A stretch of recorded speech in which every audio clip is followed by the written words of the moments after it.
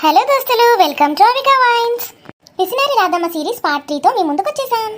వీడియోని first time చూస్తున్న వాళ్ళు ప్లీజ్ అండి సబ్స్క్రైబ్ చేసుకోండి, అలాగే పక్కనున్న గంట సింబల్ని నొక్కండి. అలా చేస్తేనే మీకు మేము ఏ వీడియోస్ పెట్టినా మీ నోటిఫికేషన్స్లో వస్తుంది. పిసినారి రాధమ్మ అంటే మా అమ్మ, మా తమ్ముడు పెళ్లి చూపులకి మేమందరం కలిసి వెళ్తాము. అక్కడ జరిగిన ఫన్నీని మీరంతా చూసారుగా. అయితే మా తమ్ముడికి పెళ్లి సెటిల్ అయిపోయింది, అమ్మాయిని నేనే. సో మా తమ్ముడు పెళ్లి సెటిల్ అయిన సంతోషంలో మా అమ్మ ఏమేం చేస్తుందో పార్ట్ 3లో చూసేద్దాం. సో ఈ ఫన్నీయెస్ట్ వీడియోని చూసి సంతోషించండి. అమ్మ ఏందమ్మా అసలు నువ్వు పెళ్లి చూపులో అసలు నా గురించి ఏమైనా అడిగావా? ఎందుకు అడగలేనే? ఏం అడిగావమ్మా? మొత్తం నీ గురించి, నీ కొడుకు గురించి, మీకు వచ్చే కట్నాలు ఇవే అడిగినావు కానీ ఆడబిడ్డకి ఇంత పెట్టుండే అంత పెట్టుండే ఏమన్నా అడిగినావా? ఆడబిడ్డకు పెట్టుడు కాదే, ఇప్పుడు నీ తమ్ముని పెళ్లికి నువ్వేం పెడతా అన్నావు? మీరు 5 తులాల బంగారం పెట్టిండ్రు నాకు, అందులో 1 తులం తెచ్చి తమ్మునికి పెడతా. ఏం మాట్లాడుతానవి? ఏ కళలు కంటానవి ఏంది? పిల్లోళ్ళకే 5 తులాల బంగారం పెట్టనియా నేను. వాళ్ళు పెడతా అంటే నీకేమైతుంది? అయినా పిల్లకు బంగారం పెట్టనియా అంటే పిసలేసిందా నీకేమన్నా? ఇగో బంగారం ముద్దలు పెట్టమంట, అవి నెక్లెస్లు నగలు వేయమని చెప్పా. ఆ ముద్దలు పెట్టుకుంటే అవి దాచిపెట్టుకోవచ్చు, తర్వాత రేటు పెరిగినప్పుడు అమ్ముకోవచ్చు. నగలు నాణ్యాలు చేయించకపోతే నీకే కదనే వాల్యూ తక్కువ. వాల్యూ తక్కువ అయితేంది ఏమైతేంది, మంచి మంచి నగలు దొరుకుతానే బయట, రోల్డ్ గోల్డ్ ఇంకా వేసుకుంటే చాలు మస్తు. ఈ బంగారం ముద్దలు కొని మనం లాకర్లో దాచుకోవాలి. పెళ్లికి కనీసం లాకర్లో నా గోల్డ్ అన్న తెచ్చిస్తావా లేదా? నేనేమేసుకోవాలి? మనం అన్ని నగలు దిగేసుకొని మంది కళ్ళల్లో పడేందుకు? ఇప్పుడు పిల్లోళ్ళ కళ్ళల్లో పడితే అవో ఈమెకు బాగానే ఉన్నాయి, నా బిడ్డ కూడా బాగానే వేయిస్తా అనుకుంటారు. అనుకొని ఆ నగలు ఈ నగలు అని మళ్ళీ మస్తు ఖర్చు చేస్తారు. పెళ్లికి చేసేది వాళ్ళే కదనే, మధ్యలో నీ సొమ్మేం పోయింది? ఒకగానొక బిడ్డ, పెళ్లి మంచిగా చేసుకుంటారు. అరే ఒకతే బిడ్డ అని ఓ ఆరాటం చేసి ఆర్భాటం చేసి పైసలు అన్నీ ఒడేస్తారు. పైసలు ఉంటే రేపు నా కొడుకు వనకత్తాయి, పుట్టే పిల్లలకు వనకత్తాయి. పిసినారి రాధమ్మ అని నీకు కరెక్ట్ సూట్ అయింది పేరు. అంటే పిసినారి అంటావు తల్లిని కానీ ఇప్పుడు నేను ఇవన్నీ ఇట్లా చేస్తేనే కదా మీరు ఇప్పుడు మంచిగా తింటారు 3 పూటలా. నీకు మంచి సంబంధం వచ్చింది. అబ్బో మంచి సంబంధమే తెచ్చినావు కానీ నా పెళ్ళిళ్ళు ఎట్లా చేసినావు అట్లా వేయకు. మా అత్తగారు వాళ్ళు మస్తు తిట్టుకున్నారు నన్ను, ఇంత పిసినారి తల్లి దొరికింది ఏంటి దీనికని. ఇప్పుడు తమ్ముని పెళ్ళిలో కూడా అట్లా చేసినావు అనుకో, అసలే ఉన్న మర్యాదలో సగం పోయింది, ఇప్పుడు ఆయనతో సగం కూడా పోతుంది. ఆయనతో కొడుకు పెళ్లి కానీ నేను చూసుకుంటా.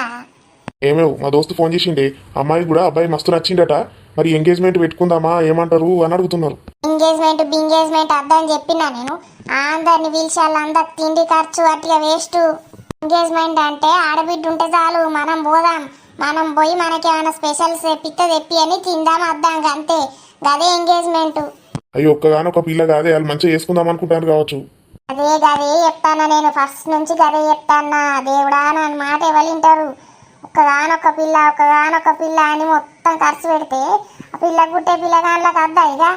సరే మరి మనమని ఎంగేజ్మెంట్ ఎప్పుడు పెట్టుకుందాం? పెట్టుకుందాం తీయలేవో, రేపో ఎల్లుండో ఇక. అక్కడ నాకు చాయ్ పెట్టే.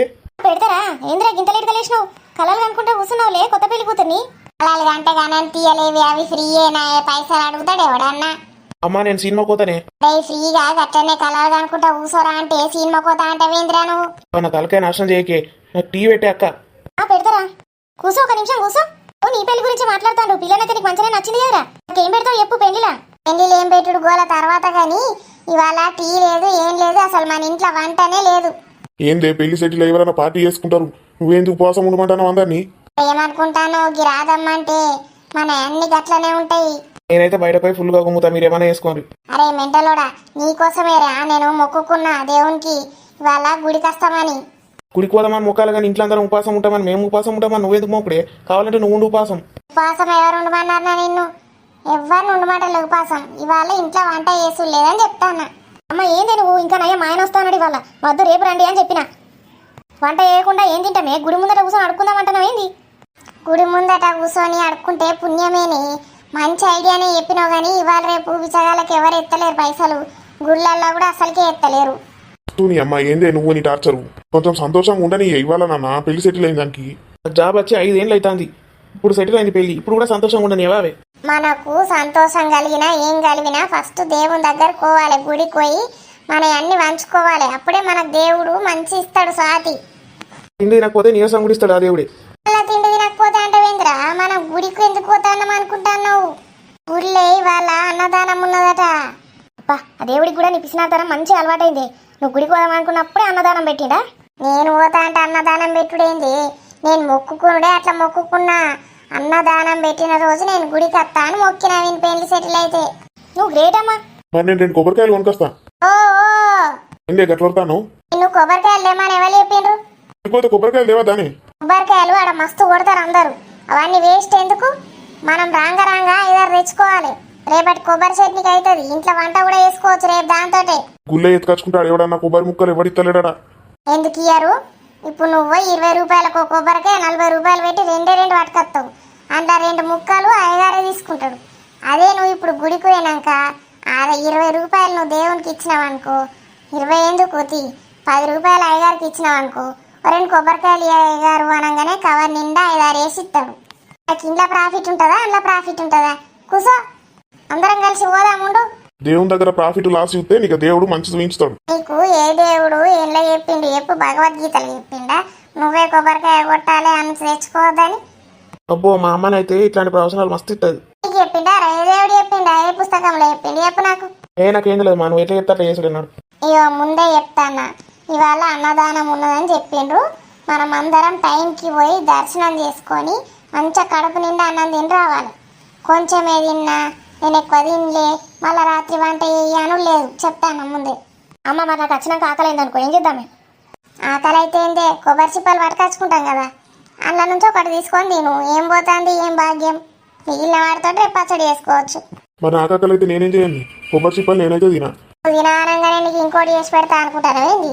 ఆకలి అయితే కొబ్బరి చిప్పలు తిను, అవి తినా నాకు ఇష్టం లేదా అంటే సపరేట్గా మూసుకొని వండి అట్లనే. ఇగో అందరి నుండి మంచిగా ఫైనల్గా చెప్తున్నా, మనిషికి 4 కవర్లు పట్టుకొని పోవాలి. 4 కవర్లు అదేంటి? అక్కడ అన్నదానం కాడ అన్నదానం దగ్గర నుంచి అన్నం తీసుకొని రమ్మంటే వీధి కొంపదీసి వాళ్ళు పెట్టారు ఎక్కువ తక్కువ. కాదురా, నేను చెప్పేది ఇంటే వినవా? ఆడ గుడి కాడ కొందరు పులిహోర వేసుకొస్తారు, పులిహోర ప్రసాదం పంచుతారు, కొబ్బరి చిప్పలు ఇస్తారు. ఎవరెక్కడిచ్చినా మనం 4 పోవాలి, తెచ్చుకొని రావాలి కవర్లల్లో. ఎవరన్నా ఒక కవర్ తక్కువ తెచ్చిండ్రు వాళ్ళకు ఒక పూట భోజనం బంద్ మన ఇంట్లో. నువ్వెందుకు ఏడుస్తున్నారా? ఎడవకు. ఆ 4 కవర్లు ఒక కవర్ నిండకపోతే ఎట్లనే? నీకు నిండకపోతే నా కవర్లు ఉన్నాయి, నీకు ఇస్తారా? ఫీల్ కాకు. అర్థమైంది కదా? 4 కవర్లల్లో అయితే పులిహోరను, అయితే సిరాను, లేకపోతే కొబ్బరి ముక్కలు. అలా కొందరు వ్రతాలు కూడా చేసుకుంటారు, ఆడిపోయి కూడా వేయండ్రి. అర్థమైతుందా? కవర్లు మాత్రం నింపుడు తథ్యం. మరి ఇంకేందే, నాకు రాత్రికి ఆకలి అయితే వచ్చినాక అదే పులిహోర తింటా. పులిహోర ఇవాళది కాదు, ఫ్రిడ్జ్ లో పెట్టి రేపు తినాలి. ఇవాళ ఏం తినలేదు, ఇక అక్కనే మంచిగా తినాలి. తినలేదని ఎందుకు చెప్తావి అమ్మా? బాగా ఆకలి అయితే ఏం చేయమంటావు? ఇగో తినలేదు అని ఒక రూల్ పెడితేనే మధ్యాహ్నం మంచిగా తినేస్తారాడ. రాత్రి మళ్ళీ ఏదో చేసుకుంటాం కదా, ఏదో అట్లా తింటాం తీ అని అనుకుంటారు. లేకపోతే 4 కవర్లు అంటే ఎక్కువైతుందమ్మా, మనిషికి 1 కవర్ చాలు. ఏంది చాలు? మనిషికి 4 కవర్లు అయితే 4 రోజులు తినచ్చు. మనం ఇంట్లో వంట లేదు 4 రోజులు. మనిషికి 1 కవర్ అయితే ఎవరి ముక్కలు పెడతావే? బా నీకన్నా రోడ్డు మీద బిచ్చగాళ్ళు అడుక్కునే బిచ్చగాళ్ళు నయమే. దీన్ని పెళ్లి చేసుకున్నప్పటి నుంచి సావస్ వస్తానా. ఇక కొత్త కోడలు వచ్చినాక ఎట్లుంటుందో మన ఇంట్లో కథ. అబ్బా నా పెళ్ళి అయింది కాబట్టి ఇక్కడ దరిద్రం వదిలింది. మా అమ్మ పిసినారితనంతో వేగలేక చచ్చిన ఇన్నేళ్ళు. పెళ్ళి మా అత్తగారింటికి పోయినా కాబట్టి ఈ పిసినారితనం దరిద్రం మొత్తం పోయింది నాకు. ఇప్పుడు మళ్ళీ ఇరకపోయా. పోనీలే, మా తమ్ముడు పెళ్ళి అయ్యేదాకా ఎట్లా ఓపిక పడతా. తర్వాత మా అత్తగారింటికి పోయి ఎంజాయ్ చేస్తా. కానీ ఆ కొత్త కోడలు వచ్చినాక ఎట్లుంటుందో పరిస్థితి. పాపం దాని పరిస్థితి నేను తప్పుకున్నా అది ఎంటర్ అయింది. వామ్మో అమ్మేంద్రోకి ఇట్లా చేస్తుంది. రాను ఇంకా అదే అయిపోయింది దీని పిసినారితనం. నా భార్య వచ్చినాక ఎట్లుంటుందో ఎట్లా వేగుతుందో మా అమ్మతోటి. ఇద్దరు కలిసి ఎన్ని కోట్ల అట్లా అవుతాయో ఏమో. నా భార్య వచ్చినాక నన్ను మారుతుందో మా అమ్మ, చూద్దాం. ఇక నా కోడలు వస్తుంది. ఇక ఈ మెంటల్ లెక్క దాన్ని తయారు చేయద్దు. దానికి అన్ని మంచి మంచి పిసినారి సూక్తులు నేర్పించి రోజుకొకటి పాటించి ప్రాక్టీస్ చేపిస్తా. అప్పుడు ఈ పిసినారి రాదమ్మకు దగ్గర కోడలు అవుతుంది. అది లేకపోతేనా ఈ మెంటలోళ్ళ లెక్క తయారైందనుకో మొత్తం రూపాయి ఉండదు మన ఇంట్లో.